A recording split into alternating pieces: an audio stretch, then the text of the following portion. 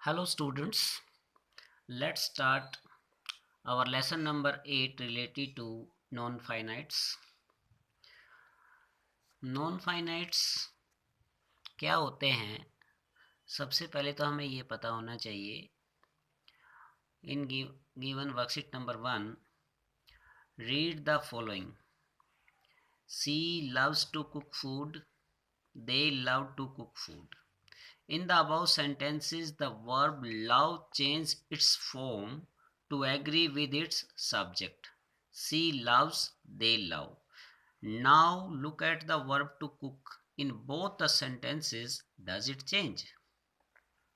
अब स्टूडेंट्स इसमें समझना क्या है हमें कि जो वर्ब सब्जेक्ट के अनुसार चेंज होती है उसे हम फाइनाइट वर्ब कहते हैं, और जो वर्ब सब्जेक्ट के अनुसार या टेंस के अनुसार चेंज नहीं होती है उसे हम नॉन फाइनाइट वर्ब कहते हैं. जैसे ये दोनों सेंटेंसेस दिए हैं कि जो लव फॉर्म है वो फाइनाइट वर्ब है, वो अकॉर्डिंग टू सब्जेक्ट चेंज हो रही है. जब सब्जेक्ट सिंगुलर है तो according to simple present tense singular subject के साथ SEIS का हम यूज़ करते हैं बेस फॉर्म के साथ, तो वहाँ पर लव्स हो गया है. और जब सब्जेक्ट प्लूरल होता है सिंपल प्रेजेंट में टेंस में, तो हम वहाँ केवल बेस फॉर्म यूज़ करते हैं, उसके साथ SEIS का यूज़ नहीं करते हैं. तो यहाँ पर टेंस का जो प्रभाव है अकॉर्डिंग टू सब्जेक्ट वर्ब के ऊपर पड़ता है, और वो वर्ब अकॉर्डिंग टू टेंस और सब्जेक्ट चेंज होती है.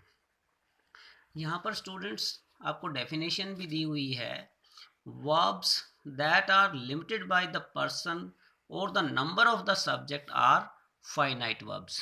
यानी कि जो वर्ब अपने सब्जेक्ट के नंबर और पर्सन के द्वारा डिसाइड होती है या यूज़ होती है उसे हम फाइनाइट वर्ब कहते हैं.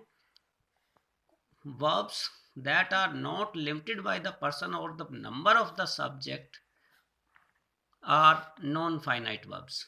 जो verbs टेंस के अकॉर्डिंग या सब्जेक्ट के नंबर या पर्सन के अकॉर्डिंग चेंज नहीं होती है, वो सेम रहती है, उसे हम नॉन फाइनाइट वर्ब कहते हैं. अब यहाँ read a few more examples, कुछ और सेंटेंसेस पढ़ते हैं. The question appears to be easy. The questions appear to be easy. The tone chart papers were replaced. The tone chart paper was replaced. Talking parrots are rare. A talking parrot is rare. The verbs in bold in the above sentences are non-finite verbs. The verbs in color are finite verbs. Means जो verb यहाँ dark करके दे रखी है, जैसे to be, torn, torn, talking, talking, ये non finite verb हैं. और जो verbs according to subject change हुई हैं उनको हम फाइनाइट वर्ब कहते हैं. जैसे यहाँ सब्जेक्ट सिंगुलर है क्वेश्चन, तो सिंपल प्रेजेंट टेंस के अकॉर्डिंग यहाँ बेस फॉर्म के साथ एस का यूज़ किया गया है. और जो सेकंड सेंटेंस है वहाँ पर सब्जेक्ट क्या है, प्लूरल, क्वेश्चंस, वहाँ पर ओनली बेस फॉर्म यूज़ की गई है. इसी तरह चार्ट पेपर्स प्लूरल सब्जेक्ट है तो वर का यूज़ किया गया है. चार्ट पेपर सिंगुलर सब्जेक्ट है तो वाज का यूज़ किया गया है. तो ये वर रिप्लेस्ड और वाज रिप्लेस्ड, ये वो कौन सी वर्ब हुई, फाइनाइट वर्ब, जो कि सब्जेक्ट के अनुसार चेंज हो रही है. इसी तरह पैरट्स प्लूरल हो गया है, उसके साथ प्लूरल हेल्पिंग वर्ब आया आर. पैरट सिंगुलर है, उसके साथ सिंगुलर हेल्पिंग वर्ब आया इज. तो ये जो रेड कलर में आपको वर्ब्स दिखाई दे रही हैं जो अकॉर्डिंग टू सब्जेक्ट चेंज हो रही हैं उन्हें हम फाइनाइट वर्ब कहते हैं. और जो वर्ब सेम है दोनों सेंटेंसेस के अंदर, जैसे to be, torn, torn, talking, talking, ये क्या है, नॉन फाइनाइट वर्ब. अब स्टूडेंट्स हम टाइप्स ऑफ नॉन फाइनाइट्स पढ़ते हैं. ये टेबल आपको दी हुई है. फर्स्ट कॉलम में देखिए इन्फिनेटिव, सेकंड में पार्टिसिपल, थर्ड कॉलम में जिरंड. इन्फिनेटिव कैसे बनेगा, two plus verb. Verb means base form, यानी कि टू के साथ जब हम बेस फॉर्म का यूज़ करते हैं तो वो टू इन्फिनेटिव बन जाता है। पार्टिसिपल क्या होते हैं? पार्टिसिपल दो प्रकार के होते हैं, एक तो आईएनजी फॉर्म जिसको हम प्रेजेंट पार्टिसिपल कहते हैं, और दूसरा हमारा थर्ड फॉर्म जो होती है वर्ब की, उसको हम कहते हैं पास्ट पार्टिसिपल। और जो फोर्थ टाइप है वो है जिरंड, वो आईएनजी फॉर्म है। इनको हम अलग अलग एक्सरसाइज में डिस्कस करेंगे। एक यहाँ पर रूल दिया हुआ है आपको रिमेंबर में, tenses have to agree to the subject in number of persons and so they change form. A non-finite verb does not change its form, hence it is also called a verb without tense. यानी कि जो finite verb हैं वो subject के अनुसार और tense के अनुसार अपनी फॉर्म को चेंज करती हैं, जबकि नॉन फाइनाइट वर्ब जो है वो टेंस के अकॉर्डिंग या सब्जेक्ट के अकॉर्डिंग चेंज नहीं होती है। उन्हें हम वर्ब विदाउट टेंस कहते हैं, क्योंकि उनके ऊपर टेंसेस का कोई प्रभाव नहीं पड़ता और वो सेम रहती हैं, चेंज नहीं होती हैं। वर्कशीट 2 के अंदर हम स्टडी करेंगे द इन्फिनेटिव। इन्फिनेटिव क्या होता है? देखिए, read the following.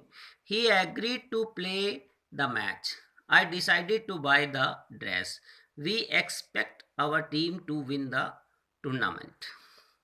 An infinitive is formed by adding to the base form. Students, यहाँ पर आपको ध्यान देना है, base form of a verb कौन सी होती है? फर्स्ट फॉर्म जो होती है उसे हम बेस फॉर्म कहते हैं, और टू के बाद हमेशा बेस फॉर्म का ही यूज किया जाता है। To plus base form is called infinitive. Infinitives can be use without to also.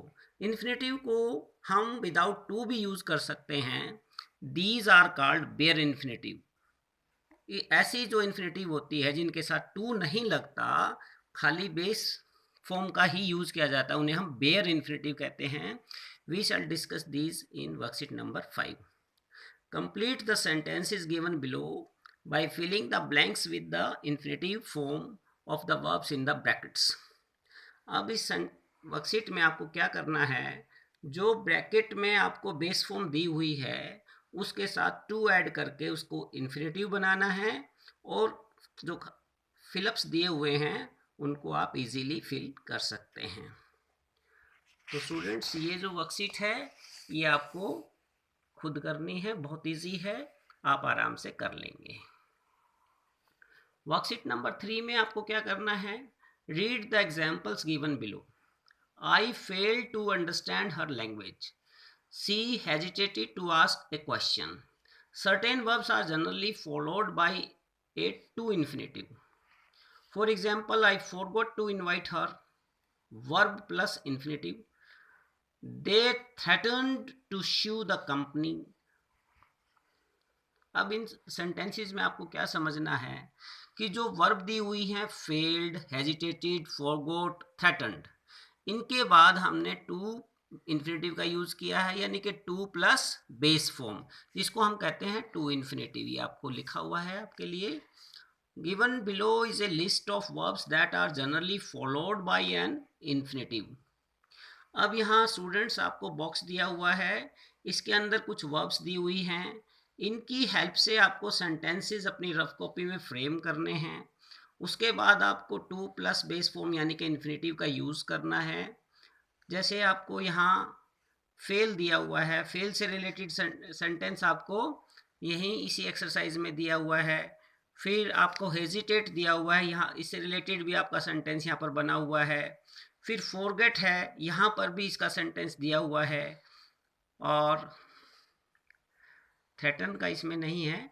तो ये जो कुछ सेंटेंसेस आप इसको रीड आउट कर सकते हैं, और इनकी हेल्प से आप अपने सेंटेंसेस जो बाकी वर्ब्स मिली बची हुई हैं उनकी आप अपने लैंग्वेज में सेंटेंसेस बना सकते हैं।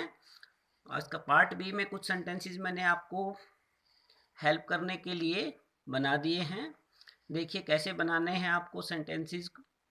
जैसे फर्स्ट मैंने यूज़ किया है agree. My friend has agreed to help me in this case. तो इस तरह से आप सेंटेंस बना सकते हैं। एग्री जो वर्ब है आपका जो फर्स्ट बॉक्स में दिया हुआ है, उसके बाद हमने टू प्लस बेस फॉर्म यानी कि इन्फिनेटिव का यूज़ किया है। इसी तरह the shopkeeper offered to give 10% discount on this dress, जो सेकंड वर्ब दिया हुआ है ऑफर, उसके बाद हमने टू प्लस बेस फॉर्म का यूज़ करके सेंटेंस फ्रेम किया है। My father has decided to buy a new car, तो डिसाइड के बाद भी हमने टू प्लस बेस फॉर्म का यूज़ करके सेंटेंस को फ्रेम किया है। तो स्टूडेंट्स आप आसानी से जो बाकी के सेंटेंसेस हैं, 7 sentences are left for your practice, you can frame them in your own sentences in your rough notebook, and I will also send these sentences in the next PDF form for your help. So you will complete this worksheet. Thank you.